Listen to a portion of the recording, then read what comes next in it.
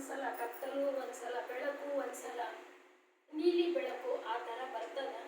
ಆದರೂ ಕೂಡ ನನಗೂ 9 ದಿನ ಧ್ಯಾನ ಮಾಡಿದ್ಮೇಲೆ ಬಹಳಷ್ಟು ದೇಹ ಹಗುರಾಗೈತಿ.